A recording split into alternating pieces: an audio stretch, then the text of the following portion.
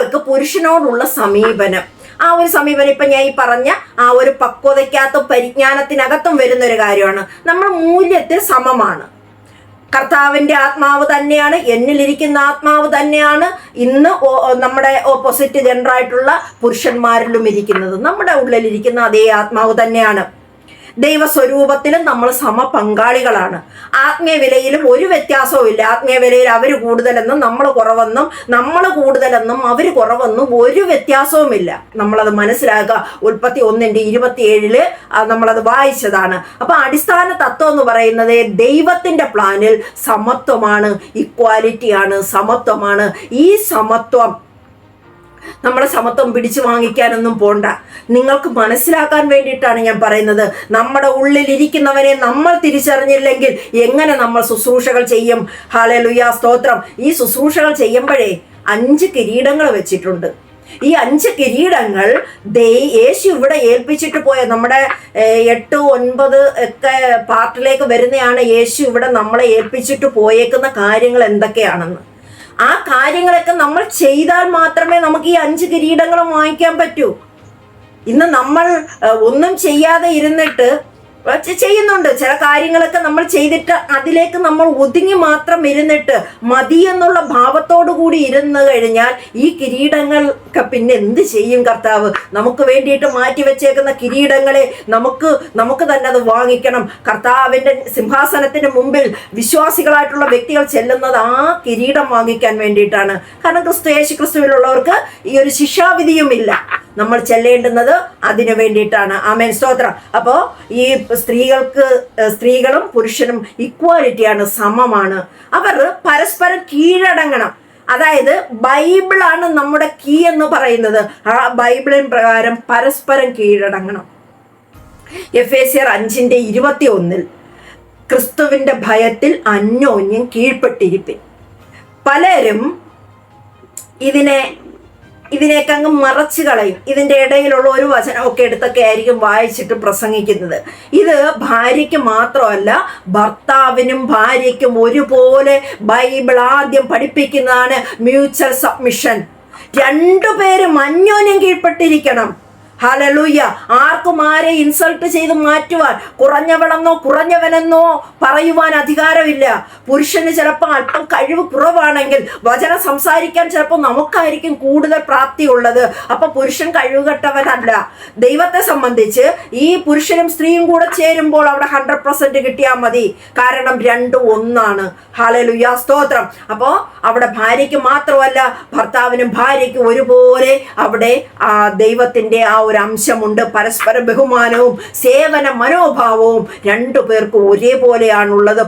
എഫേസ്യർ 5:22 പറയുന്നു, ഭാര്യമാരെ കർത്താവിനെന്ന പോലെ സ്വന്തം ഭർത്താക്കന്മാർക്ക് കീഴടങ്ങുവിൻ. ഇതും പലപ്പോഴും തെറ്റിദ്ധരിക്കപ്പെടുന്ന ഒരു വചനമാണ്. കീഴടങ്ങൽ എന്നുള്ളത് ഭയവും അടിമത്തവും മൗനം പാലിക്കലും ഒക്കെ കൊണ്ട്, അയ്യോ എൻ്റെ ചേട്ടൻ, എൻ്റെ അച്ചായൻ മിണ്ടിയാൽ എന്തേലും പറഞ്ഞ് എനിക്കൊന്നും പറയാൻ പാടില്ല, മിണ്ടാൻ പാടില്ല, അങ്ങനെയുള്ളൊരു മൗനം പാലിക്കലല്ല. എല്ലാ ക്രമത്തിൽ നമ്മൾ സഹകരിക്കണം, സ്നേഹത്തിൽ വിശ്വാസം വെക്കണം. അങ്ങനെയുള്ള സ്നേഹത്തോടും ക്രമത്തോടും പരസ്പര ബഹുമാനത്തോടും കൂടി അദ്ദേഹം പറയുന്നൊരു കാര്യത്തെ നമ്മൾ ഏറ്റെടുക്കാനും കീഴടങ്ങാനും. തിരിച്ച് അദ്ദേഹം അത് കണക്കാനാണ്. പല പുരുഷന്മാരെയും കണ്ടിട്ടുണ്ട്, സ്ത്രീക്ക് ഒരു വിലയും കൊടുക്കില്ല, എന്തോ ഒരുമാതിരി ഒരു അടിമദാസി കണക്കുള്ളൊരു ചിന്താഗതികൾ. അപ്പൊ അങ്ങനെയുള്ള രീതിയിൽ ഒന്നും നിൽക്കാതെ നമ്മൾ പരസ്പര സ്നേഹത്തിൽ വിശ്വാസം വെച്ചുകൊണ്ട് ഭർത്താക്കന്മാരും ഭാര്യമാരും അങ്ങനെ പോകണം. ഇത് ദൈവത്തോടുള്ള ബന്ധത്തിന്റെ ഭാഗമാണ്. പുരുഷന്റെ സ്വഭാവം നല്ലതായാലും മോശമായാലും അന്ധമായി അനുസരിച്ച് പോകണമെന്നല്ല, നമ്മളത് ദൈവക്രമം വിട്ടു പോകരുത്. സ്തോത്രം. നമ്മൾ പറഞ്ഞു തീർക്കാനുള്ളത് തീർത്തിട്ട് പരസ്പരം ബഹുമാനിച്ച് മുന്നേറണമെന്നാണ് സ്ത്രീകളെ, ഭാര്യമാരെ കുറിച്ച് പറയുന്നത്. ഭർത്താക്കന്മാരോട് പറയുന്നത് എഫേസ്യർ 5:25 പറയുന്നുണ്ട്, ഭർത്താക്കന്മാരെ ക്രിസ്തുവും സഭയെ സ്നേഹിച്ചതുപോലെ നിങ്ങളുടെ ഭാര്യമാരെ സ്നേഹിപ്പിൻ. അവിടെ നമ്മൾ മനസ്സിലാക്കണം, ക്രിസ്തു സഭയെ എങ്ങനെയാണ് സ്നേഹിച്ചത്? അധികാരം പ്രയോഗിച്ചില്ല. ഞാനാണ് വലിയവൻ എന്ന് പറഞ്ഞുള്ള അധികാരമൊന്നും ദൈവം എടുത്തില്ല. അധികാരമുണ്ട്, ശുശ്രൂഷകളിലും സകലത്തിന്മേലും കർത്താവിന് അധികാരം ഉണ്ടെങ്കിലും ആരുടെ മേലും അധികാരം കാണിച്ചിട്ടില്ല യേശു. വേദപുസ്തകം നമ്മൾ പഠിച്ചു നോക്കിയാൽ മതി. ജീവൻ തന്നെ വെച്ചു കൊടുത്തു. അതാണ് സ്നേഹം. നമുക്ക് വേണ്ടിയിട്ട് ജീവൻ തന്ന കർത്താവ് നമ്മളെ സേവിച്ചു, സംരക്ഷിച്ചു, ശിഷ്യന്മാരുടെ കാല് കഴുകി. എന്തെല്ലാം രീതിയിൽ യേശു എന്തുമാത്രം താഴ്മയോടുകൂടി ദയോടുകൂടിയാണ് തൻ്റെ സഭയെ യേശു ഇന്നും സ്നേഹിക്കുന്നത്. നമ്മളൊക്കെ വിശുദ്ധരാണ് എന്ന് വേദപുസ്തകത്തിലൂടെ നമ്മൾ മനസ്സിലാക്കുമ്പോഴും ദിനം പ്രതി എന്തുമാത്രം പാപമാണ് നമ്മളിലൂടെ വരുന്നത്. പാപമെന്ന് പറയുമ്പോൾ ആളുകളെല്ലാം ചിന്തിക്കുന്നത് ലൈംഗിക അശുദ്ധി മാത്രമേ പാപമുള്ളൂ, ഞാൻ ഇതൊന്നും ചെയ്യുന്നില്ലല്ലോ എന്ന്.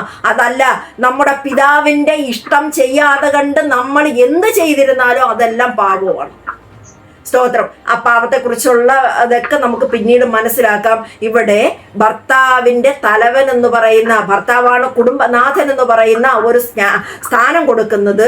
ആ സ്ഥാനം അദ്ദേഹം തിരിച്ച് സ്നേഹമായിട്ട് നമ്മിലേക്ക് തിരിച്ചു വരണം. അത് കമാൻഡ് ചെയ്യുന്ന ഒരു അധികാരമായിട്ടല്ല, പരസ്പരം യേശു എങ്ങനെയാണോ സഭയെ സ്നേഹിക്കുന്നത് അതുപോലെ സ്നേഹിക്കണം.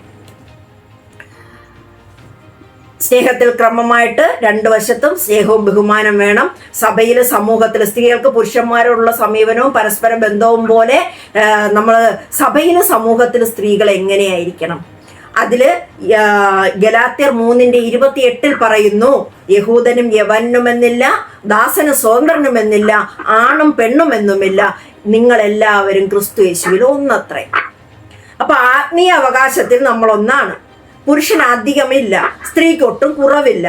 ബൈബിളിൽ സ്ത്രീ പുരുഷ ബന്ധം അധികാരത്തിന്റെ ഒരു പോരാട്ടമല്ല, സ്നേഹത്തിന്റെ കൂട്ടായ്മയാണ്. ഈ കൂട്ടായ്മയിൽ നിന്നാണ് നാം ഈ ശുശ്രൂഷകളെല്ലാം ചെയ്യേണ്ടുന്നത്.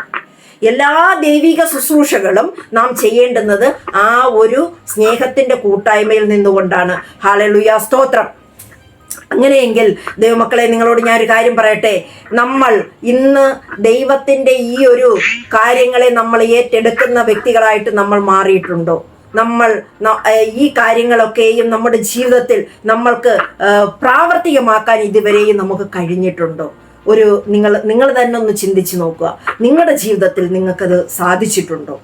ഹല്ലേലൂയ, സ്തോത്രം. നമ്മുടെ ലക്ഷ്യം, ഒരു പക്ഷേ ഇന്ന് നിങ്ങളിവിടേക്ക് വന്നത് കുറച്ച് അനുഗ്രഹത്തിൻ്റെ ഏതോ ഒരു പുതിയ സിസ്റ്ററൊക്കെ വരുന്നുണ്ട്, പിന്നെ ഒരു 1-2 വീഡിയോകളൊക്കെ ഞാൻ ഗ്രൂപ്പിലിട്ടിരുന്നു. ഒരു പക്ഷേ എന്തൊക്കെയോ കുറച്ച് കാര്യങ്ങൾ, അനുഗ്രഹങ്ങളും കുറച്ച് പ്രവചനങ്ങളും ഒക്കെ കിട്ടുമെന്ന് വിചാരിച്ചായിരിക്കാം നിങ്ങൾ ഇന്ന് ഇവിടെ വന്നിട്ടുണ്ടാകുക.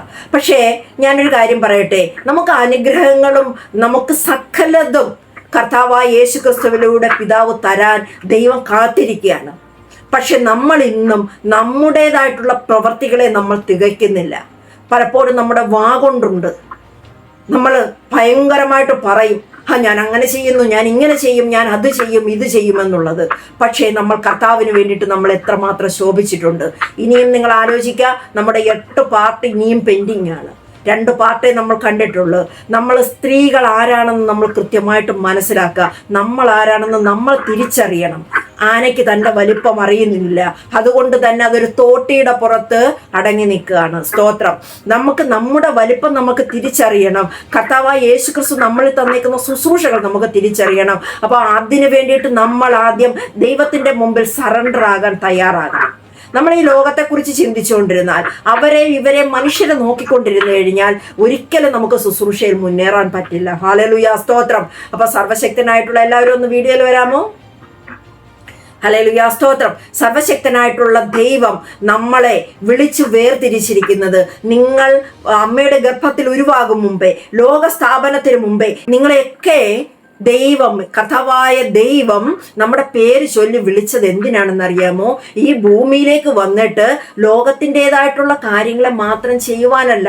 ലോകത്തിൻ്റെ കാര്യം എന്താണ്? മക്കളെ പ്രസവിക്കുന്നതും വളർത്തുന്നതും അവർക്ക് ഫുഡ് കൊടുക്കുന്നതും നമ്മൾ കാര്യങ്ങൾ ചെയ്യുന്നതും ഒക്കെ ഈ ലോകത്തിൻ്റെ കാര്യങ്ങളാണ്. അതിനു വേണ്ടിയിട്ട് മാത്രമല്ല നമ്മളെ ഇങ്ങോട്ട് അയച്ചേക്കുന്നത്. സ്തോത്രം. നിങ്ങളതൊന്നൊന്ന് മനസ്സിലാക്കുക, നിങ്ങളത് തിരിച്ചറിയുക. നിങ്ങളുടെ ഉള്ളിലൊരു ശുശ്രൂഷയുണ്ട്, നിങ്ങളുടെ ഉള്ളിൽ ശുശ്രൂഷയുണ്ട്. അത് ആരെ അടിച്ചമർത്താൻ വേണ്ടിയിട്ടല്ല. നിങ്ങളുടെ ഉള്ളിലുള്ള ശുശ്രൂഷകൾ അതെല്ലാം പുറത്തേക്ക് വരണം, ആരെയും ഭയന്ന് മാറി നിൽക്കാനല്ല. ഹല്ലേലൂയ, സ്തോത്രം. ധാരാളം കാര്യങ്ങൾ നമുക്ക് ഇനിയും ബൈബിളിൽ നിന്ന് മനസ്സിലാക്കി എടുക്കാനുണ്ട്. കർത്താവായ യേശു ക്രിസ്തു നിങ്ങൾക്ക് വേണ്ടിയിട്ട് കാത്തിരിക്കുകയാണ്. നിങ്ങളുടെ ശുശ്രൂഷകൾ യോനയിലൂടെ ശുശ്രൂഷ ചെയ്യേണ്ടുന്നതിന് അവിടെ പത്രോസിനെ വിട്ട് ചെയ്യിപ്പിക്കില്ല, യോനയെ തന്നെ വിടത്തോള്. ജിനിഷയിലൂടെ ചെയ്യേണ്ടുന്ന ശുശ്രൂഷകൾ ജിനിഷയിലൂടെ ചെയ്യത്തോളൂ. സ്തോത്രം. കർത്താവ് വിളിച്ചേക്കുന്ന വിളി അതിന് വേണ്ടിയിട്ട് സമർപ്പിക്കപ്പെട്ട് ആമേൻ സ്തോത്രം. സകലത് ഇപ്പോൾ കുടുംബത്തില് നേരിട്ടുകൊണ്ടിരിക്കുന്ന പ്രശ്നങ്ങളെ നോക്കി പകച്ചിരിക്കുന്ന ജിനിഷയെ എനിക്ക് ദൈവാത്മാവ് വെളിപ്പെടുത്തി തരുന്നു. സ്തോത്രം. ആ ജിനിഷ അല്ല കർത്താവിന് വേണ്ടുന്നത്. ഹല്ലേലൂയ. അതിനെ അതിജീവിച്ച് പുറത്തേക്ക് ഇറങ്ങാൻ ആ സമയത്തും ആത്മഹത്യ മതിയെന്ന് ചിന്തിച്ച ഒരു ജിനിഷയെ കർത്താവ് കാണിക്കുന്നു. സ്തോത്രം. ആ ആത്മഹത്യക്ക് വേണ്ടിയിട്ടല്ല നിന്നെ കർത്താവ് വിളിച്ചിരിക്കുന്നത്. ദൈവത്തിന്റെ വൻ കാര്യങ്ങളെ പ്രസ്താവിക്കാൻ. നിന്നെ കാണുമ്പോൾ അടുത്തേക്ക് വരുമ്പോൾ ഭൂതങ്ങൾ അലറി ഓടുന്ന തരത്തിലേക്കുള്ള അഭിഷേകം നിന്നിലേക്ക് കർത്താവ് ചൊരിയും. ഹല്ലേലൂയ. പക്ഷേ ചില കാര്യങ്ങളിൽ അടിസ്ഥാനപ്പെട്ട് വരാനുണ്ട്. കർത്താവ് ഓർപ്പിക്കുകയാണ്. ഇരിക്കുന്ന ഓരോ വ്യക്തികളും അമ്മേ സ്തോത്രം, നമ്മൾ കർത്താവിന്റെ നാമത്തിൽ ശോഭിക്കാനുള്ളവരാണ്. നമ്മൾ ചെയ്യുന്നത് മറ്റൊരു മനുഷ്യന്റെ ജോലിയല്ല. ഞാൻ ഇന്ന് ചെയ്യുന്നത് ജീസസിന്റെ ജോലിയല്ല. ഇന്ന് എന്റെ മക്കളെ പ്രീതിപ്പെടുത്താനല്ല ഞാൻ സുവിശേഷ വേല ചെയ്യുന്നത്. ആര് പറഞ്ഞാലും ഞാൻ കേൾക്കില്ല. സ്തോത്രം. ഒരു മനുഷ്യൻ പറഞ്ഞാലും ഞാൻ കേൾക്കില്ല. എൻ്റെ കർത്താവിന് വേണ്ടിയിട്ട് എന്തും ചെയ്യുവാൻ, എവിടെയും പോകുവാൻ, എന്തും ചെയ്യുവാൻ കർത്താവ് എന്നെ വിളിച്ചിരിക്കുകയാണ്. ഹല്ലേലൂയ. എന്നിൽ പകർന്നിരിക്കുന്ന അഭിഷേകം ഒരു അപ്പോസ്തലിക അഭിഷേകമാണ്. ആ ഒരു അഭിഷേകത്തിൽ നിന്നുകൊണ്ട് ശുശ്രൂഷ ചെയ്യുവാൻ ഞാൻ ഡെഡിക്കേറ്റായി. ഇന്നിവിടെ ഇരിക്കുന്ന പലർക്കും ദൈവം ആ ശുശ്രൂഷകളാണ് തരുന്നത്. സ്തോത്രം. എനിക്കറിയാം നിങ്ങളെല്ലാം പല ദൂര സ്ഥലങ്ങളിലായിരിക്കും. പക്ഷെ നമുക്ക് ഒരുമിച്ച് കാണാനും ഒരുമിച്ചുള്ള പ്രാർത്ഥനയിൽ പങ്കെടുക്കാനും ഒക്കെ സർവേശ്വരൻ അനുഗ്രഹിക്കട്ടെ. വീണ്ടും കർത്താവ് അനുവദിച്ചാൽ നമുക്ക് ബാക്കി പാട്ടുകളെ നമുക്ക് എടുക്കാനും ദൈവരാജ്യത്തിന് വേണ്ടിയിട്ട് ശക്തമായിട്ട് നിൽക്കുവാൻ നമ്മുടെ ആത്യന്തികമായിട്ടുള്ള ലക്ഷ്യം എന്താണ്? കർത്താവിന്റെ നാമത്തിന്റെ സാക്ഷികളാകുക. സ്തോത്രം. അത് മിണ്ടാതെ നമ്മൾ വായിൽ സിബ് ഇട്ട് അടച്ചു വെച്ചോണ്ടല്ല. കൊരിന്ത്യർ ലേഖനത്തിൽ പറയുന്നത് സ്ത്രീകൾ മിണ്ടാതിരിക്കട്ടെ, അതുകൊണ്ട് ഞങ്ങൾ മിണ്ടാതിരിക്കുകയാണ് സിസ്റ്റർ എന്തോ പറയുന്നത്.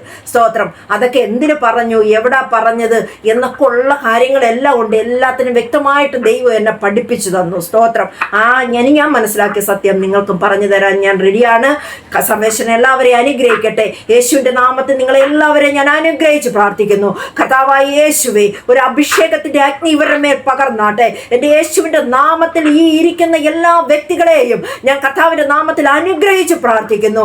പരിശുദ്ധാത്മാവേ, ഹല്ലേലൂയ, അങ്ങയുടെ അഗ്നിയാലുള്ള അഭിഷേകം ഇവരിലേക്ക് നിറച്ചുകൊണ്ട് ആമേൻ സ്തോത്ര ആത്മനിവൃത്തിയിൽ ഒരു അധികാരത്തിന്റെ ശുശ്രൂഷ എടുത്തുകൊണ്ട് കർത്താവിന്റെ നാമത്തിൽ ഭയമില്ലാത്തവരായി നിൽക്കാം. യഹോവഭക്തി ജ്ഞാനത്തിന്റെ ആരംഭമാകുന്നു എന്നുള്ളത് പോലെ പരിശുദ്ധാത്മാവ് ഭയത്തിന്റെ ആത്മാവ് അല്ല നമുക്ക് പകർന്നിരിക്കുന്നത്. പരിശുദ്ധാത്മാവ് ആമേൻ സ്തോത്ര ധൈര്യത്തിന്റെയും സുബോധത്തിന്റെയും ആത്മാവിനെയാണ്. ആ സുബോധത്തിന്റെ ആത്മാവിനെ വാങ്ങിപ്രാപിച്ചുകൊണ്ട് യേശുവിന് വേണ്ടിയിട്ട് എഴുന്നേൽക്കുന്ന മക്കളായി തീരുവാൻ ഈ സമൂഹത്തെ ഞാൻ അനുഗ്രഹിച്ച് പ്രാർത്ഥിക്കുന്നു. ഈ ഒരു പ്രാർത്ഥന കൂട്ടായ്മ അനുഗ്രഹിച്ച് പ്രാർത്ഥിക്കുന്നു. ഓ ഹല്ലേലൂയ. സ്തോത്രം കർത്താവേ. മുമ്പേ അവന്റെ രാജ്യവും നീതിയും അന്വേഷിപ്പിൻ, പിന്നത്തേതിലെല്ലാം നിങ്ങൾക്ക് ലഭിക്കുമെന്ന് പറഞ്ഞ കർത്താവ് നമ്മുടെ ലോകത്തിന്റെ ആവശ്യങ്ങളെ ഒന്ന് മാറ്റിവെച്ചിട്ട് കർത്താവിന്റെ രാജ്യത്തിന് വേണ്ടിയിട്ട് എഴുന്നേൽക്കുന്ന വനിതകളാക്കി നാളെ ശോഭിക്കുന്ന സ്റ്റേജുകളിൽ നിന്ന് സ്റ്റേജുകളിലേക്ക് ശോഭിക്കുന്ന ആമേൻ തെരുവുകളിൽ നിന്ന് തെരുവുകളിലേക്ക് പോകുന്ന എൻ്റെ പിതാവിന്റെ ഹിതം ചെയ്യുന്ന വ്യക്തികളാക്കി ഇവരെ മാറ്റുന്ന കൃപയ്ക്കായി സ്തോത്രം കർത്താവേ.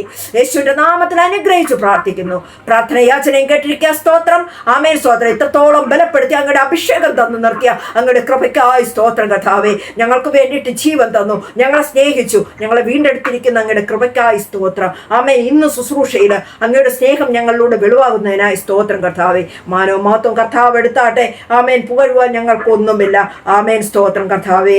യേശുവിന്റെ നാമത്തിൽ തന്നെ ആമേൻ. സ്തോത്രം. സ്തോത്രം.